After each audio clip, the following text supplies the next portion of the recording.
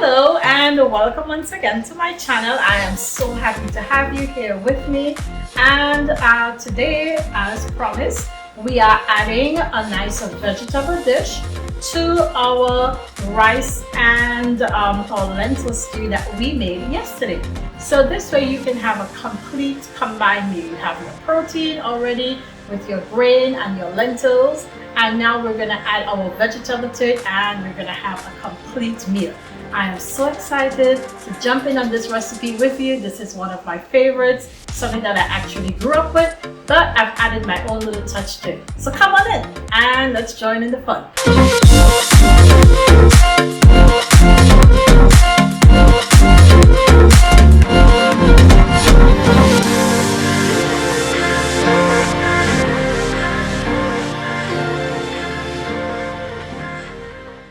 So we are jumping right into our recipe. I'm gonna go ahead and get our fire on. We're gonna keep it on a nice low to medium heat, not too much.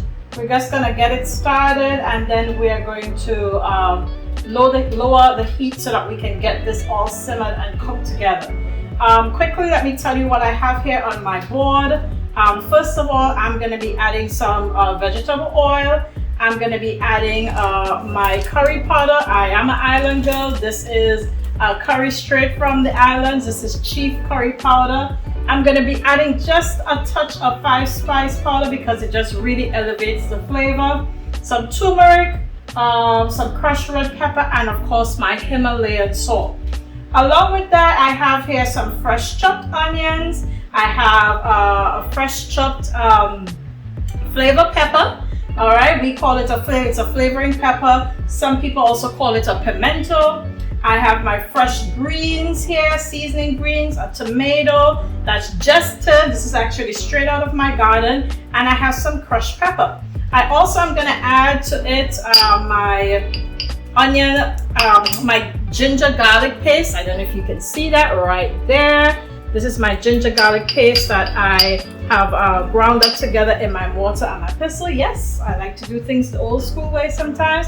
And here is my fresh eggplant straight from my garden. I got 2 of them last night. So jumping in and making it happen today. So I'm gonna go ahead and add this. This is my favorite cast iron pot. Put it in about 1 tablespoon of vegetable oil. Love, love, love my cast iron pot. Gets nice and hot, and it gets a nice medium, a nice even heat going there. Just gonna move my oil around a little bit. All right. So the next thing we're gonna be adding in there is my curry, and I'll tell you why while I'm quickly giving this a final grinding to make sure it's nice and ready to go head straight into the pot. We're gonna put that curry in there, and we call this process burning the curry. It's also, it's kind of like aerating all the flavors inside of there. So I'm gonna go ahead and throw some of that in there. I have a little bit too much. Here we go. My pot was on before, so my oil is nice and hot. And I am gonna just wait for a while. Get that oil nice and going there.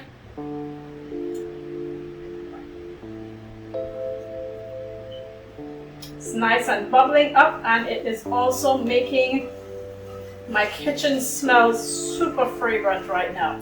You can use any type of curry that you want to use with this particular pot.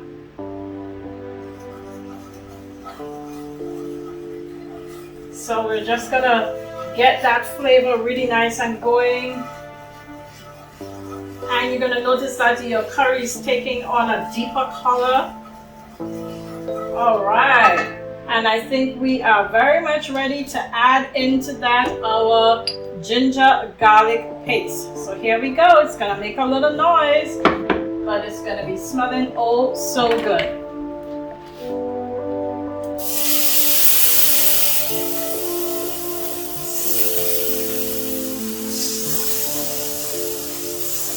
Ginger garlic paste is something that I learned while visiting in the beautiful country of India.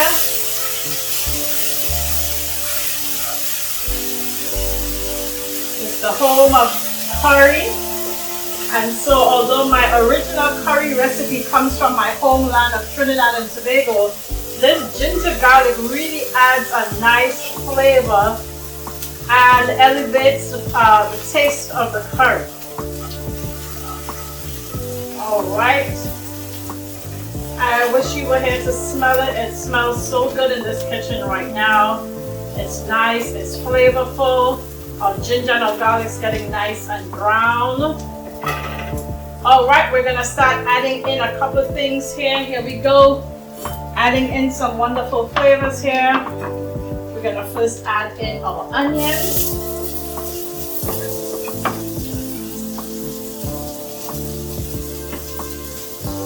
By the way, if I didn't say this before, you can actually purchase ginger garlic paste if you want to. If you have you live in an Indian community and you would like to purchase it, you can at one of the local stores. Also, if you want to make it at home like I did, I just chopped 3 pegs of garlic and a nice piece of ginger. I coarsely chopped them and then I added them to many different cultures call this different things, but in my culture we call it a mortar and a pestle. So here it is, and I pounded it all together. They have different sizes. This is the stone version and I really like it. I keep it close by in my kitchen. So we're going to cook the onions through until they're nice and clear.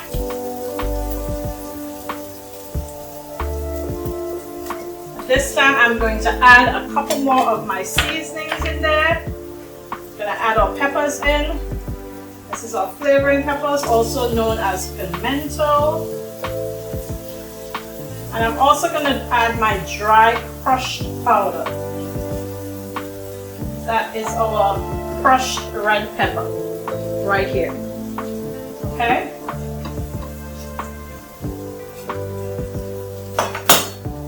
That's going to add some heat. You want to make sure that you have a window open because it's about to get mighty fragrant in your house. By the way, if you live in a small environment, like a small apartment, and you're concerned about the fragrance lingering too long in your house, just go ahead and light a nice, well-scented candle while you're cooking. I love to start it before.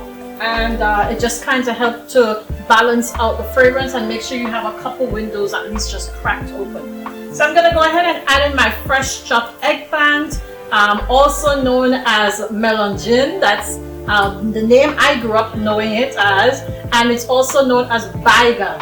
Okay, many different names, different cultural groups. All right, so we're going to go ahead and add it in. Here we go.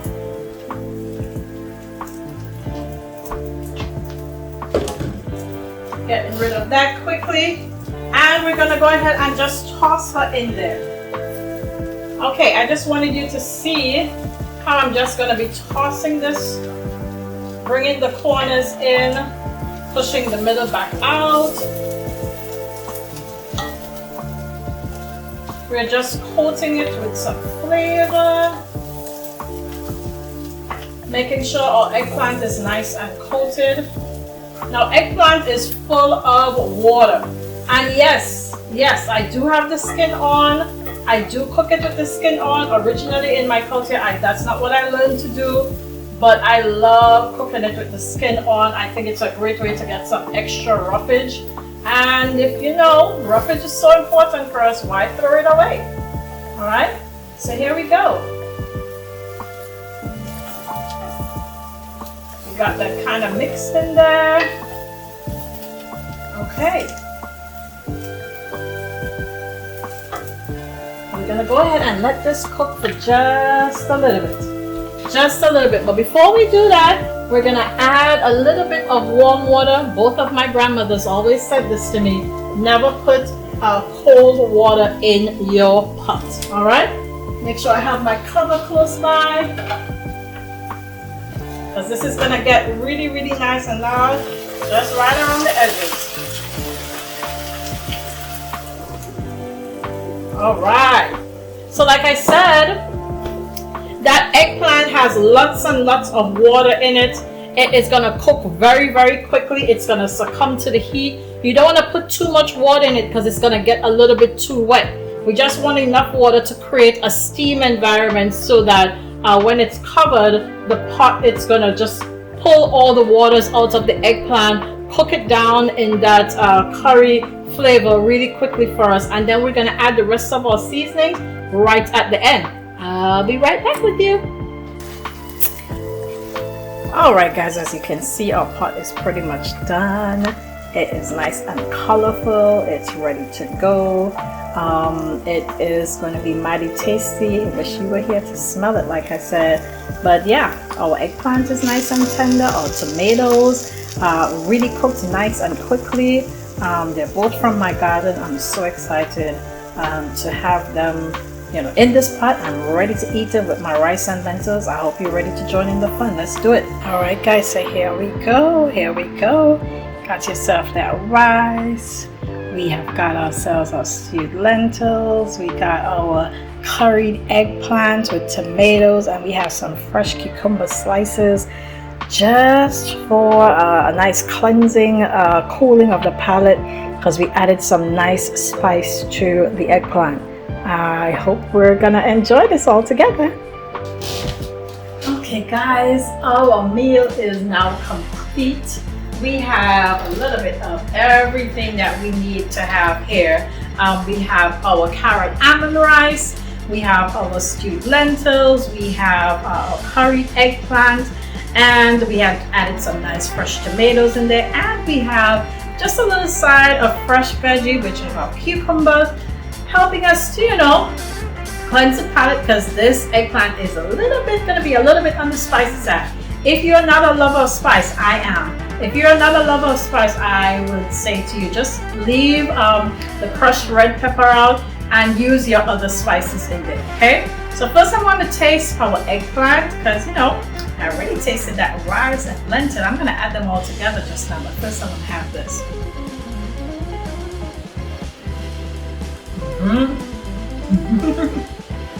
Oh, let me tell you, I'm a curry girl.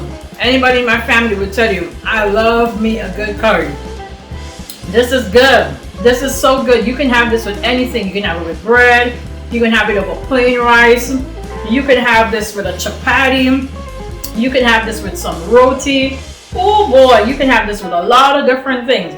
One thing I love about it is that cinnamon, that nice sweet spice is kind of coming through with the curry and creating a whole different flavor with the ginger and everything inside of there. You gotta try it out, man. You got to try it out. It's really good.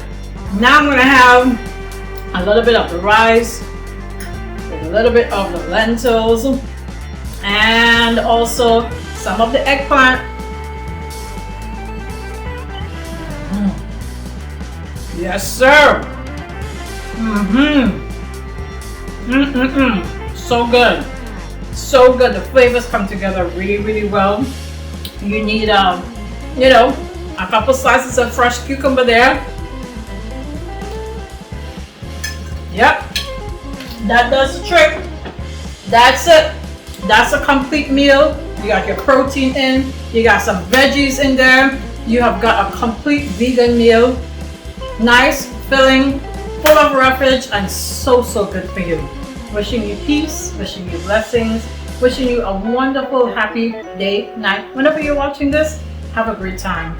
And come back, join us again. If you like it, subscribe, and don't forget to share. Take care. Bye-bye now.